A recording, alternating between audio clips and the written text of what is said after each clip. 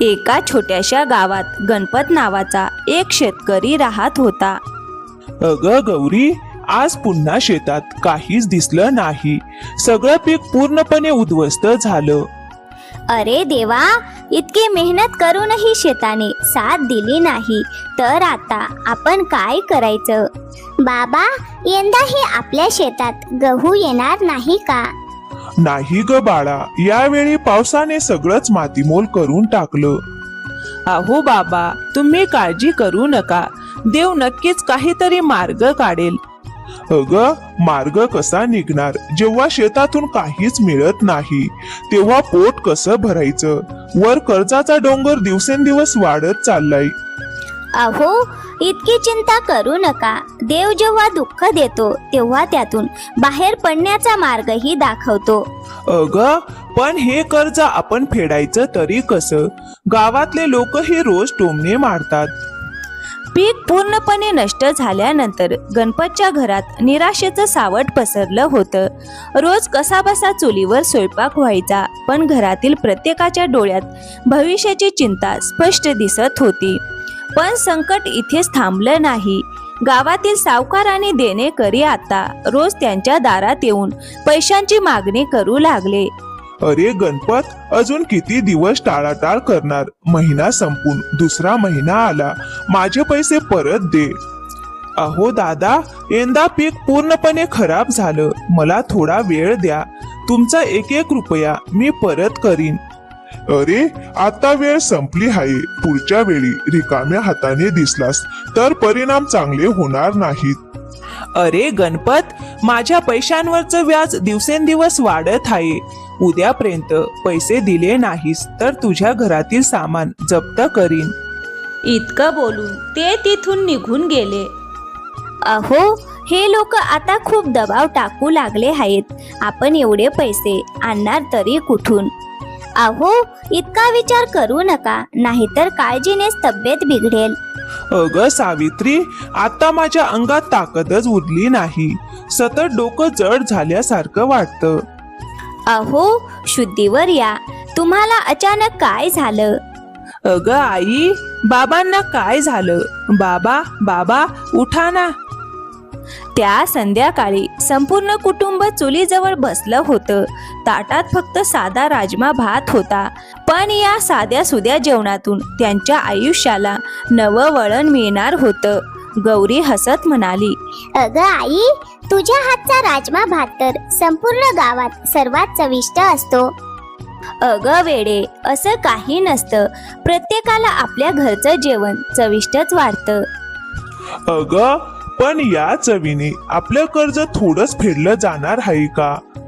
का नाही बाबा, आपण हा राजमा भात विकायला सुरुवात केली तर? अरे वेड्या, आपल्याकडून कोण राजमा भात विकत घेईल? आई, एकदा तरी प्रयत्न करून बघा. तुम्ही राजमा भात बनवा, मी बाजारात छोटासा गाडा लावेन. हो आई, मी सुद्धा दादाला मदत करेन. पण मुला, गावातले लोक आपल्यावर हसतील.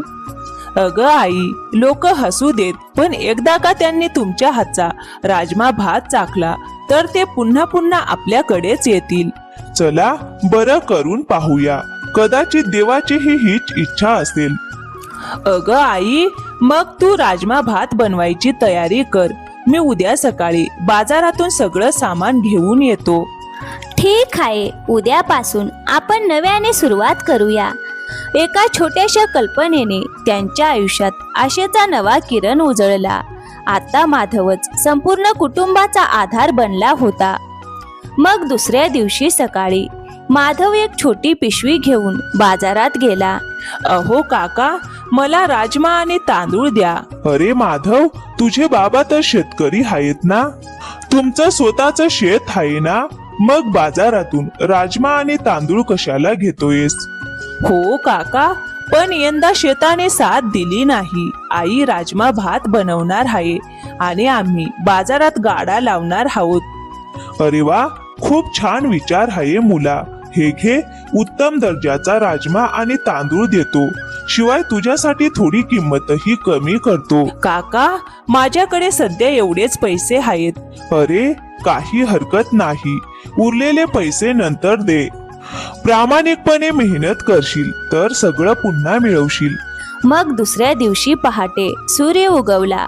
सावित्री मोठ्या उत्साहाने राजमा भात बनवण्यात मग्न होती, तर माधव आणि गौरी बाजारात गाडा लावण्यासाठी जागा तयार करत होते.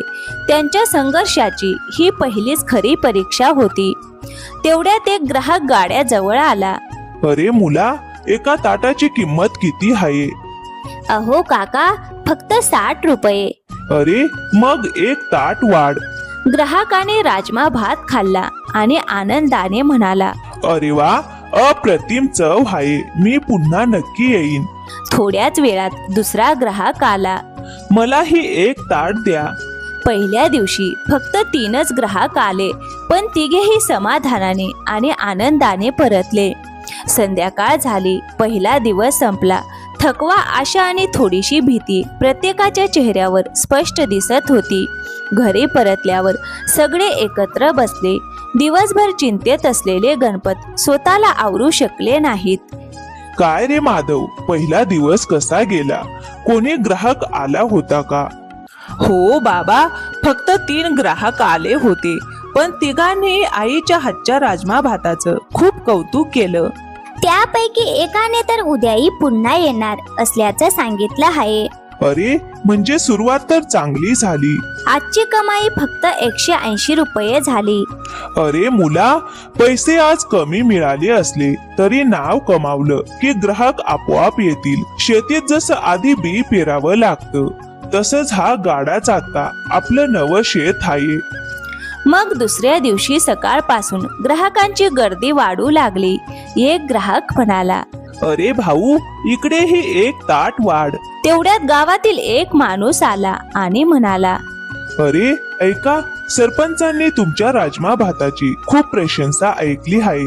उद्या त्यांच्या मुलीचा साखरपुडा आहे. 50 जणांसाठी जेवणाची ऑर्डर द्यायची आहे. हो भाऊ, नक्की, आम्ही वेळेवर तयार करून देऊ. अरे मुला, 50 जणांचं जेवण आपण कसं बनवणार? अगं आई, घाबरू नकोस, आपण सगळे मिळून करू. आपल्यासाठी हीच मोठी संधी आहे. ऑर्डर मिळताच संपूर्ण कुटुंब कामाला लागलं. सावित्रीने प्रेमाने आणि मनापासून राजमा भात तयार केला. गौरीने प्रत्येक कामात आईला हातभार लावला, तर गणपतही तब्येत सावरत हळूहळू त्यांच्या मदतीला उभे राहिले. सगळं जेवण तयार झाल्यावर माधव गरमागरम 50 ताटं राजमा भात घेऊन सरपंचाच्या घरी पोहोचला. कार्यक्रम संपल्यानंतर संध्याकाळी सरपंच स्वतः माधवकडे आले. त्यांनी त्याच्या हातात पैसे ठेवले. अरे वा, इतका स्वादिष्ट राजमा भात आम्ही यापूर्वी कधीच खाल्ला नव्हता. आता तुमच्या हातच्या जेवणाची चव संपूर्ण गावात प्रसिद्ध होणार. हे शब्द ऐकताच संपूर्ण कुटुंबाच्या डोळ्यात आनंदाश्रू दाटून आले. अनेक वर्षाच्या कष्टांना, संघर्षाला आणि दुःखाला अखेर यशाचं सुंदर फळ मिळालं होतं. काळ पुढे सरकत गेला. हळूहळू त्यांचं सगळं कर्ज फेडलं गेलं. गणपत यांची तब्येतही पूर्णपणे सुधारली. राजमा भाताच्या गाड्याला मिळालेल्या भरघोस प्रतिसादामुळे त्यांनी गावात एक छोटंसं पण सुंदर हॉटेल सुरू केलं. अहो बघा ना, देवाने अखेर आपली प्रार्थना ऐकली.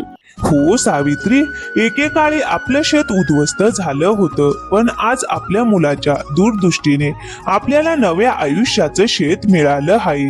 हे हॉटेलच आता आपली खरी शेती आहे आणि आपण सगळे मिळून ते आणखीन मोठं करू. हो बाबा, हे सगळं आईच्या हातच्या अप्रतिम चवीमुळे आणि तुमच्या आशीर्वादामुळेच शक्य झालं आहे. एकेकाळी भूक, कर्ज आणि निराशेने ग्रासलेलं हे कुटुंब आज मेहनत, एकजूट, जिद्द आणि आत्मविश्वासाचं प्रेरणादायी उदाहरण बनलं होतं.